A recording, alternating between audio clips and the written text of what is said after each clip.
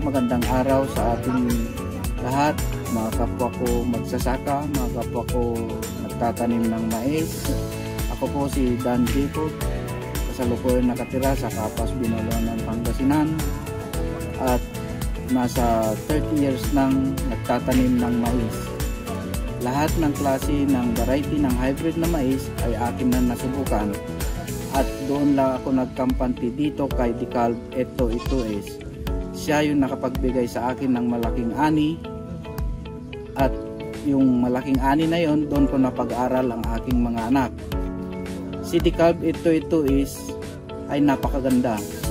Maganda ang kulay, maganda ang kilo niya, mabigat, matibay siya sa hangin, matibay sa uod.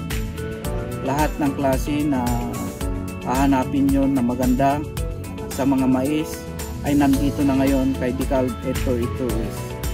Kaya kayong mga kasama ko na nagtatanim ng mais na hindi pa nakasubok, ay hinihikayat ko po kayo na subukan ang DeKalb Ito-Ito-S Jack. Blockbuster ang ani, maganda ang kita, malakas umani ang DeKalb Ito-Ito-S.